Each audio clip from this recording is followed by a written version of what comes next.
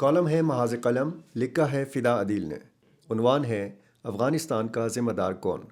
جب سے پاک افغان کشیدگی میں اضافہ ہوا ہے، میڈیا اور سوشل میڈیا پر طرح طرح کے سوال اٹھائے جا رہے ہیں۔ افغان طالبان کہتے ہیں کہ کالعدم ٹی ٹی پی یا دہشت گردی پاکستان کا اندرونی مسئلہ ہے، جس سے افغانستان کی حکومت کا کوئی تعلق نہیں ہے۔ کافی اہم سوال یہ اٹھایا جا رہا ہے کہ افغانستان سے باہر رہنے والے افغانوں کا ذمہ دار کون ہے، اور پھر جس ٹکڑہ زمین کا نام افغانستان ہے، اس کی ذمہ داری کس کے سر ہے؟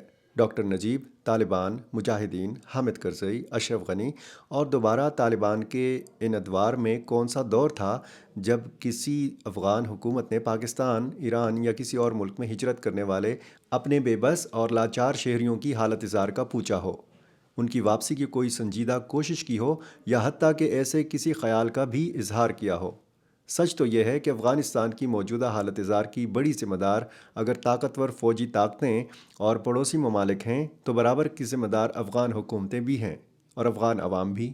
امریکہ اور یورپ میں مقیم افغان اپنے ملک کا کتنا درد رکھتے ہیں، سوائے اس کے کہ وہاں سے افغانستان کے نظام حکومت کے حوالے سے سوشل میڈیا پر کوئی پوسٹ داغ دیں؟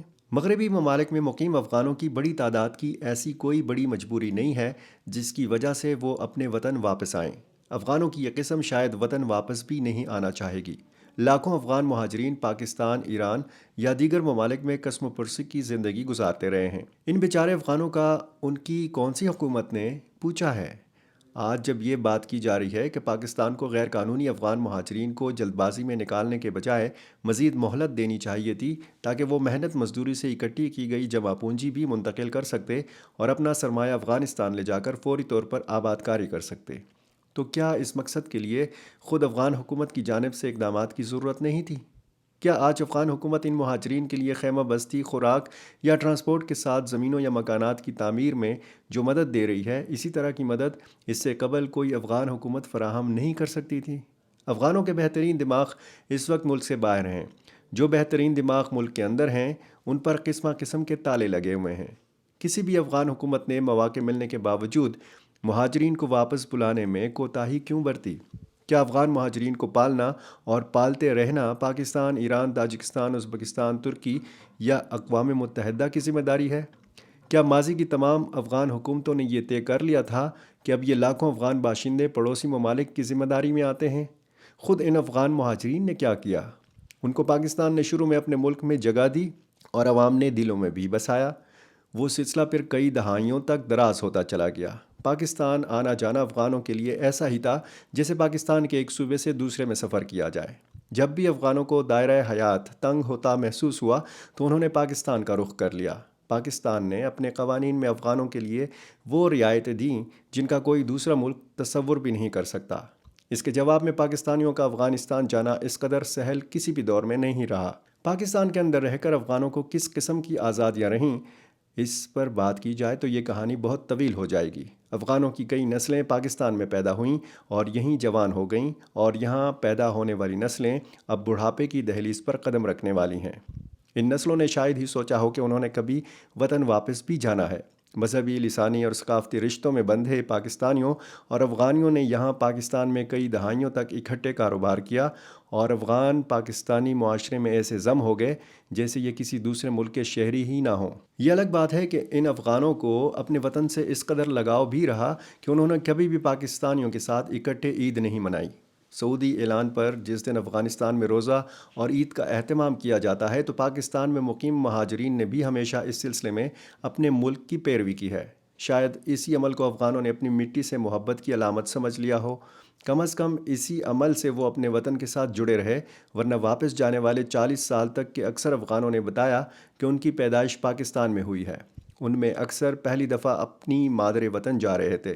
سوال یہ ہے کہ ان افغانوں کو یہ خیال کیوں نہیں آیا کہ جتنی محنت وہ پاکستان یا دیگر ممالک میں کر رہے ہیں، وہی محنت وہ اپنے وطن جا کر کریں، اپنے وطن کی تعمیر نو میں اپنا حصہ ڈالیں۔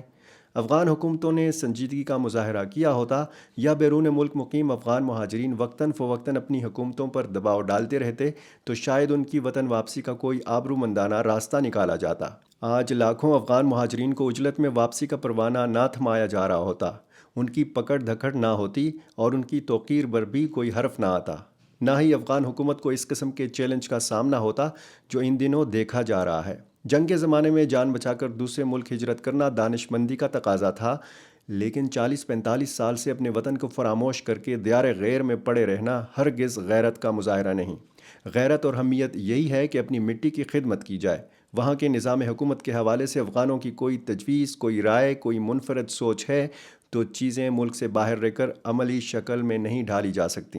ملک کے اندر خلا ہو تو کبھی کوئی طاقتور آ کر مرضی کے فیصلے کرے گا اور کبھی بندوق بردار اپنی مرضی کا نظام نافذ کریں گے۔ افغانستان کے مستقبل کا فیصلہ وہاں کے خشک پہاڑوں، بیابانوں، بے آب و گیاہ میدانوں اور ریگستانوں نے نہیں بلکہ وہاں کے عوام نے کرنا ہے۔ یہ سارے عوام افغانستان سے باہر ہوں تو فیصلہ تو وہی کریں گے نا جو افغانستان کو اپنا ملک سمجھتے ہیں اور وہیں پر صدیوں سے موجود ہیں۔ افغانستان کسی بھی دوسرے ملک کی ذمہ داری نہیں ہے۔ ہم جیسے قلمکاروں کی ذمہ داری اتنی سی ہے کہ کوتاہیوں کی نشاندہی کی جائے اور پاکستان اور افغانستان کے عوام کو ایک دوسرے سے دور کرنے کی سازش کرنے والوں کو روکا جائے۔ دونوں ملکوں کے عوام کا اتحاد اور بھائی چارہ بہت سارے مسائل کا حل ہے۔